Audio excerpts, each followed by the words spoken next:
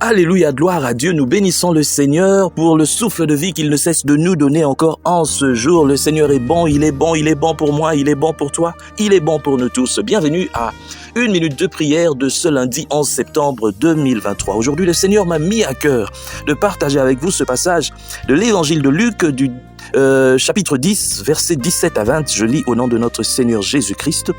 Les 70 revinrent avec joie disant, « Seigneur, les démons même nous sont soumis en ton nom. » Jésus leur dit, « Je voyais Satan tomber du ciel comme un éclair. Voici, je vous ai donné le pouvoir de marcher sur les serpents et les scorpions et sur toute la puissance de l'ennemi, et rien ne pourra vous nuire. » Le verset 20, « Cependant, ne vous réjouissez pas de ce que les esprits vous sont soumis, mais réjouissez-vous plutôt de ce que vos noms soient écrits dans les cieux. » Alléluia, gloire à Dieu.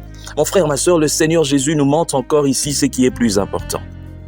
Ce n'est pas d'avoir la puissance, ce n'est pas de faire des miracles en son nom, ce n'est pas de prophétiser, ce n'est pas de faire toutes ces choses, c'est pas ça le plus important. Ce n'est pas de remplir des stades, ce n'est pas, on peut dire beaucoup de choses.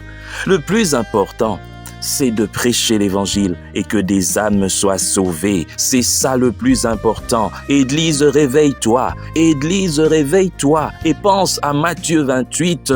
La grande commission. L'Église a oublié aujourd'hui la grande commission. L'Église se plaît aujourd'hui dans des spectacles, dans des choses qui émeuvent les cœurs, mais qui ne touchent pas l'âme pour la changer et pour la gagner. Nous sommes des gagneurs d'âmes d'abord, avant d'être des apôtres, des prophètes, de je ne sais pas quoi. Nous sommes des gagneurs d'âmes. La grande commission ne concerne pas seulement les évangélistes, mais concerne les chrétiens dans leur entièreté. Ça concerne le peuple des dieux tout entier, tous ceux-là qui ont reçu Jésus-Christ comme Seigneur et Sauveur. Nous sommes appelés, nous tous, à évangéliser, à dépeupler l'enfer. Mais que fais-tu? Est-ce que tu es en train de le faire?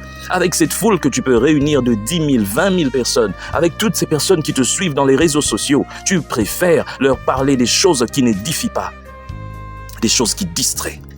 Même si tu tires certaines vérités de la Bible, mais la base de ton message, c'est quoi?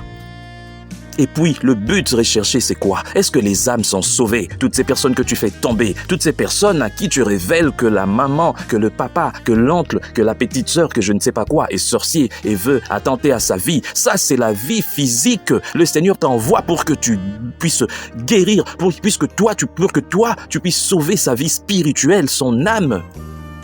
Il est réservé à tout homme de mourir.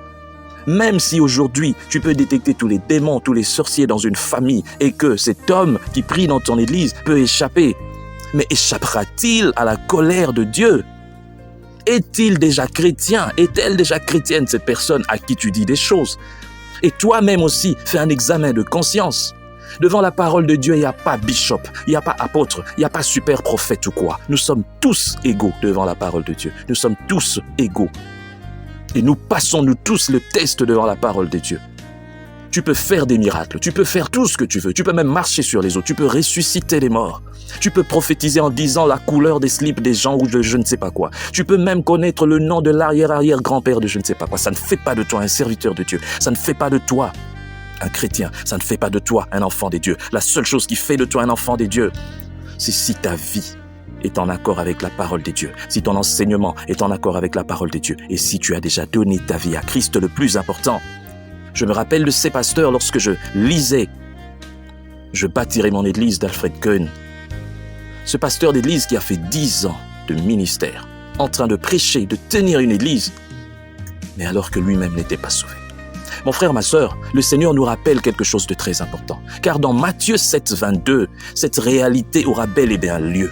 Seigneur, nous avons prophétisé en ton nom. Nous avons chassé les démons en ton nom. Nous avons. Oh, Jésus leur dira, arrière de moi, je ne vous ai jamais connu. Oh, mon frère, ma sœur, vois un peu dans quoi tu es en train de construire. Qu'est-ce que tu es en train de faire? Essaye de réfléchir pour voir si tu es dans le vrai. N'étais-tu pas déjà égaré? Tu ne peux pas être serviteur de Dieu et ne pas gagner les âmes à Christ. Tu ne peux pas être serviteur de Dieu seulement pour faire le spectacle. Les spectacles, c'est bien. Tu peux jeter, je ne sais pas quoi, tes habits pour que les gens tombent. Tu peux faire des katas, c'est qu'on appelle en karaté, et que les gens tombent. Tu peux dire des choses. Tu peux même venir enseigner des choses concernant les anges, concernant je ne sais pas quoi. Aujourd'hui, l'Église se perd dans des choses, dans des messages qui ne sont pas importants. Ils veulent montrer aux gens, apprendre aux gens des choses, des mystères cachés. Mais le plus important, prêcher pour que les cœurs changent. Le monde a besoin des gens qui changent. Le monde a besoin des véritables chrétiens. Partout dans la société, partout dans les entreprises, partout en politique, des vrais chrétiens qui sont régénérés, qui ont changé. Mais comment changeront-ils si vous, les serviteurs de Dieu, vous ne prêchez pas l'évangile? Que le Seigneur ait pitié de son peuple. Nous prions au nom de Jésus-Christ. Seigneur, merci pour ces paroles que tu nous donnes. Aide-nous, Seigneur, à être des vrais serviteurs. Aide-nous, Seigneur, à aller vers l'essentiel. Seigneur, tu nous as envoyés, nous tous, pour que nous puissions gagner des âmes, pour que nous puissions prêcher l'évangile et que les cœurs changent. Le plus important, ce n'est pas de pouvoir montrer la puissance. La puissance, oui, c'est bien, mais ce n'est pas ça le plus important. Car le diable aussi, il envoie ces gens qui font les mêmes choses. Mais l'origine est différente, Seigneur. Mais ce que le diable ne peut pas faire, c'est changer un cœur. Rendre un cœur bon, le diable ne pourra jamais le faire. Seigneur, aide-nous à être des gagneurs d'âmes. Dans tout ce que nous faisons, nous voulons, Seigneur, que toi tu nous aides à viser le salut des âmes. Que ton nom soit glorifié. Au nom de Jésus-Christ. Amen.